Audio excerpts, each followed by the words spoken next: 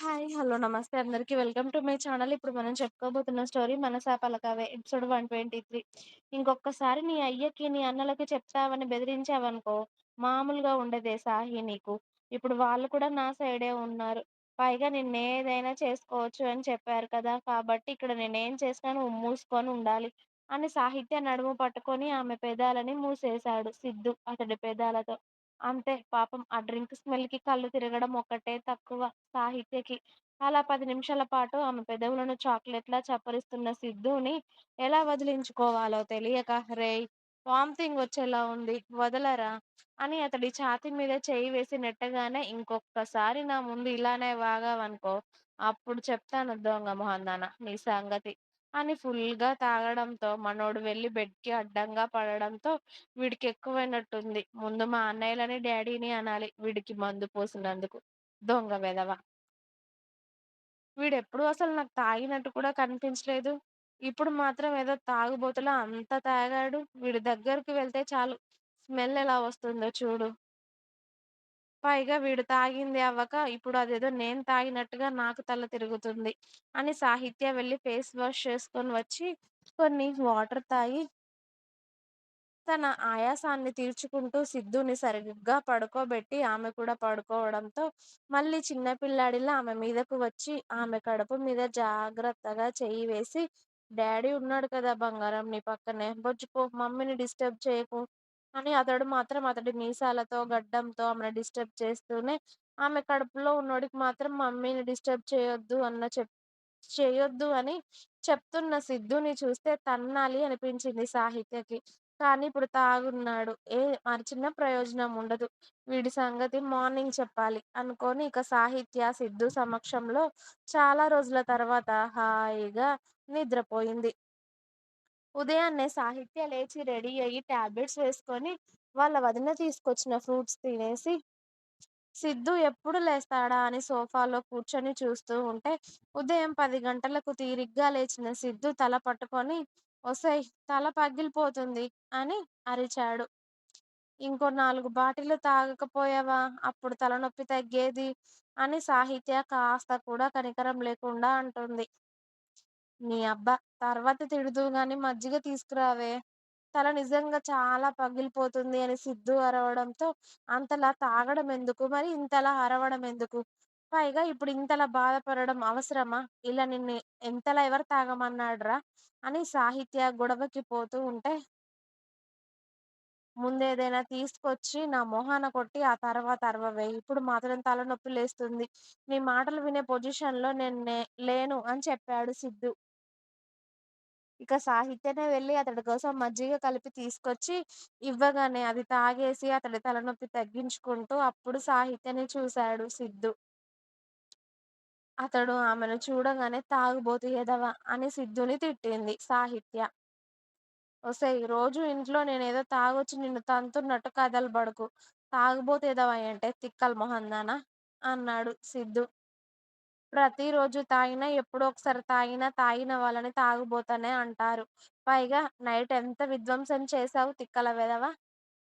కనీసం పెళ్ళాం ప్రెగ్నెంట్‌గా ఉంది అన్న సోయి అయినా ఉందా నీకు? ఇష్టం వచ్చినట్టుగా చేస్తున్నావేంట్రా నువ్వు? పైగా తాగి మా అన్నయ్యలని, డ్యాడీని పిలిచి నా మీద ఎవరికి హక్కుందని అడుగుతున్నావా? అని సాహిత్య నడుము మీద చేతులు పెట్టుకొని అడుగుతూ ఉంటే, అవన్నీ గుర్తుకు తెచ్చుకొని సిద్ధుబాబు తెగ సిగ్గుపడిపోతూ, మరి ప్రతి మాటకి అన్నకి చెప్తా, అయ్యకి చెప్తా అంటే నాకు కాలదా? అందుకే వాళ్ళతోనే చెప్పించానే. నీ మీద వాళ్ళకన్నా ఎక్కువ నాకే హక్కుందని. కాబట్టి నేను అన్నీ అన్నా మూసుకొని పడుండాల్సిందే నువ్వు. అని సిద్ధుబాబు సాహిత్యకి కన్ను కొట్టి వాష్‌రూమ్‌లోకి దూరాడు ఫ్రెష్ అవ్వడానికి.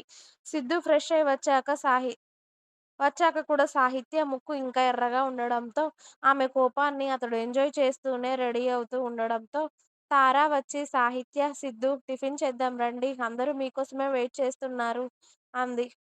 వస్తున్నా వదినా అని సాహిత్య సిద్ధుని చూసి బయటికి నడిస్తే, ఆమె వెనకాలే సిద్ధు కూడా వెళ్తాడు. ఇక అందరూ కలిసి ముచ్చట్లు చెప్పుకుంటూ టిఫిన్ చేస్తూ ఉంటారు. పిల్లలిద్దరూ సిద్ధుకి అలవాటైపోయి సిద్ధు తినిపిస్తూ ఉంటేనే తింటూ ఉంటారు.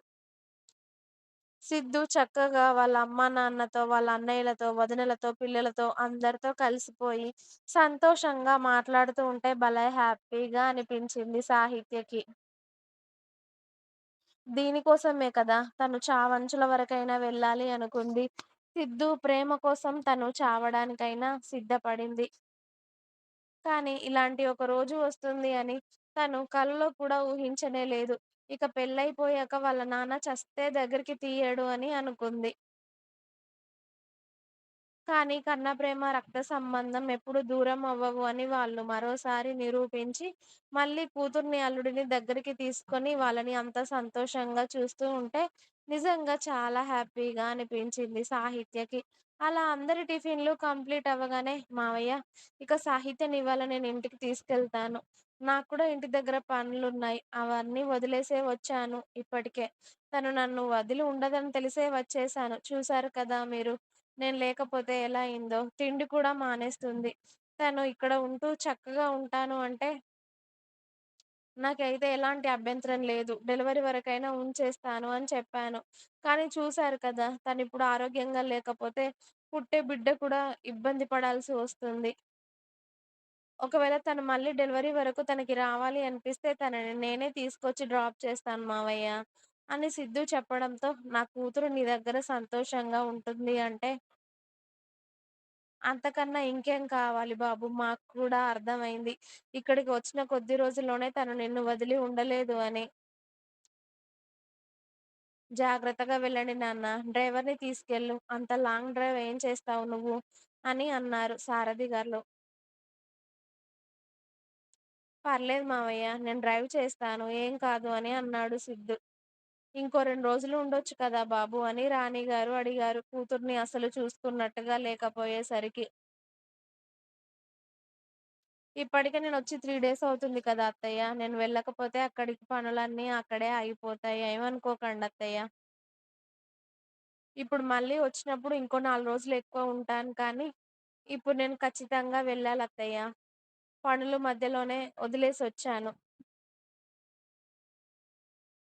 నేను లేకపోతే అక్కడ పనులెవరు చూసుకోరు. పైగా తాతయ్య గారి పొలాలు కూడా నేనే చూసుకుంటున్నాను కదా! అంతా ఆ పనులన్నీ ఆగిపోతాయి. అనేసరికి సరే నాన్న అని చెప్పి కూతుర్ని అత్తారింటికి పంపించడానికి పిండి వంటలు, పండ్లు, స్వీట్స్ అన్నీ సర్దుతూ ఉంటారు. కూతురికి పెళ్ళైనప్పటి నుండి ఇప్పటి వరకు ఏమీ పెట్టలేదు కదా అని. ఇక ఇప్పుడు సాహిత్య కూడా కడుపుతో ఉంది కాబట్టి కొత్త బట్టలు ఇప్పుడే పెట్టకూడదు. శ్రీమంతం అప్పుడు పెట్టాలి కాబట్టి ఇక బట్టల ప్రోగ్రాం పక్కన పెట్టి కూతురికి ఇష్టమైన వంటలు, పచ్చళ్ళు అన్నీ రెడీ చేసి అత్తవారింటికి సంతోషంగా సాగనంపుతారు. అల్లుడితో పాటు కూతుర్ని. జాగ్రత్తగా ఉండు తల్లి. ఇక్కడంటే సిద్ధు లేడు అని అలా ఉన్నావు. ఇప్పుడక్కడ సిద్ధు నీతో పాటే ఉంటాడు కదా! జాగ్రత్తగా తిని టైంకి టాబ్లెట్స్ వేసుకో. ఇప్పుడు నువ్వు వట్టి మనిషివి కూడా కాదు. ఎన్ని సార్లు గుర్తు చేస్తారో నీకీ విషయం? కనీసం నీ కడుపులో ఉన్న బిడ్డ గురించైనా ఆలోచించి సరిగ్గా తిని బాబుని సతాయించకుండా జాగ్రత్తగా ఉండు. మేము వస్తూనే ఉంటాం నిన్ను చూడ్డానికి అని అందరూ చెప్పడంతో, ఇక అన్నయ్యలకి, వదినలకి, వాళ్ళ అమ్మ, నాన్నకి, పిల్లలందరికీ చెప్పి సిద్ధుతో పాటు అత్తారింటికి బయలుదేరింది సాహిత్య. ఇంకా ఉంది. మీకు నా స్టోరీస్ నచ్చినట్టయితే ప్లీజ్ లైక్ చేయండి. అలాగే ఛానెల్‌ని తప్పకుండా సబ్స్క్రైబ్ చేయండి ప్లీజ్.